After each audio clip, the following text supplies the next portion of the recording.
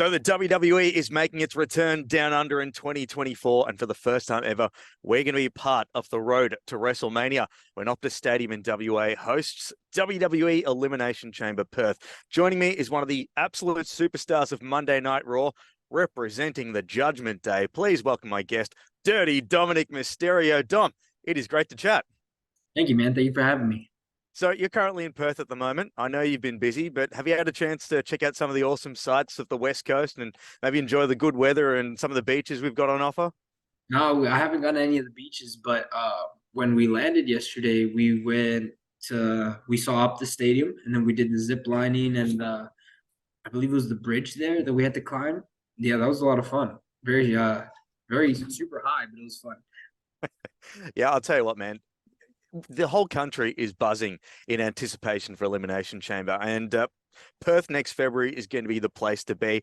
It's the first premium live event we've had in Australia since 2018, and the most recent PLE that you wrestled in was War Games at Survivor Series last month, and that's a pretty dangerous match. But you and the Judgment Day pretty much held your own. You've never been in a chamber match, but how would you prepare for something like that as a WWE superstar? Because let's face it, it shortens careers, it's brutal, and if you thought War Games was tough, the chamber looks even tougher. Yeah, most definitely. I remember growing up watching the Elimination Chamber matches and just thinking just how brutal they were and how, intense and just even like the first thing that comes to mind is Shawn Michaels just bleeding coming down his face. Just it's insane. But I don't know if you can prepare for something like that. I think the best way I can prepare is I've already done it and I escaped and was bailed out of prison. So, the last thing I want to do is go back behind cages.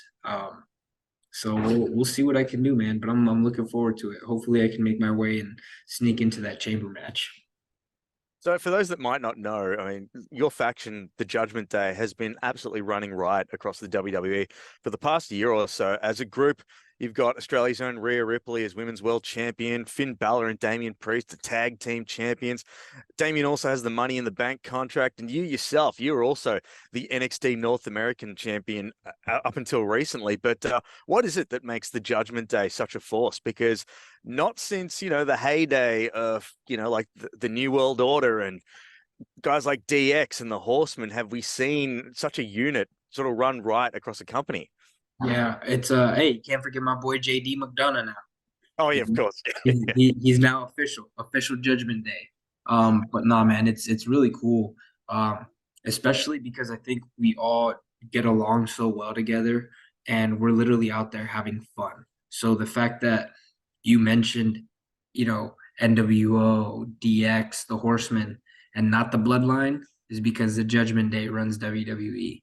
And it just goes to show that like we've been together for almost a year plus now, and we're still going strong. Like you said, with Rhea as the women's world champion, Finn and Damian as the undisputed tag team champions. I unfortunately just lost my NXT North American championship. But either way, man, we're on a roll here. It's been interesting. So I want to quickly touch on your NXT North American Championship because, when you made your main roster debut in the WWE, you got gold pretty quickly as a tag team champion, but this was sort of your breakout. This was the thing that made you the single star and had everyone taking you seriously because I honestly don't think that people expected you to hold at singles title for so long and defend it for that long and defend it so many places as well. So was that something that you set out to do to prove your critics wrong, that, like you're not just there for the ride, you're actually someone that can also, scrap it with the best, like Finn and Rhea and Damian Priest have? You're not just along there to tag along for the ride? Yeah, I mean, I don't know if I really saw it as like you said, as a challenge for myself. It was kind of something that was, an opportunity that presented itself. And I was all here for it, because at the end of the day, I didn't go through NXT. I skipped all that. So the fact that my journey is still so much more different than everyone else's, to where I went straight to the main roster, came back to NXT, took over NXT. Not only was I there as like I took over NXT, and that North American title, I'm pretty sure I'm the only one that's ever taken it to the US, Canada, and Mexico, to all of North America. Hell, I even took it to Germany, Paris. That championship's been all over the world. And I can promise you that no other champion that's held that title can say that. So the thing about you as well is the WWE universe was introduced to you, way back in the day with your father and the late great Eddie Guerrero in about 04, 05 when you had that. That's it, the absolute legend himself. When you had that awesome feud, when you were part of that awesome feud, but do you feel like that's been a bit of a detriment because people keep fans keep seeing you as, little Dominic, little Dom, Ray's son, whereas really, man, in the past 3 years, you have come into your own and you've been your own man. And do you feel like because you were introduced to the WWE universe at such a young age that maybe they don't give you the level of respect and maybe that level of taking you seriously like they should? Um, no, I don't really know if it like because I when you put it that way, I've never really even thought about it that way. It's more of like I'm out there just I think it's more of like they see me as a kid, so it's kind of just like they know me already, right? They expect a certain thing out of me, or it's like they only see me as this, blonde haired, horribly dressed Dominic, young Dominic, that was just always so sad. But no, I mean, at the end of the day, one way or another, I'm gonna make them respect me. So, and whether it's in the ring or how I what I have to do, whether it's getting more titles or more matches. Hell, I'm the second most person that's had matches in the WWE this year with 102 matches. So, like I said, if I don't get my respect, I'll go out there and get it.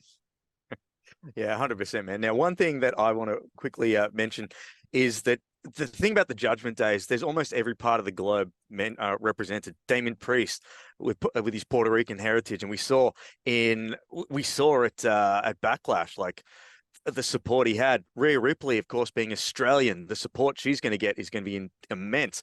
And of course, we've got Finn Balor and JD McDonough with their great Irish heritage. I mean, the fact that you cover a lot of the globe, does that local knowledge help when you're wrestling around the world?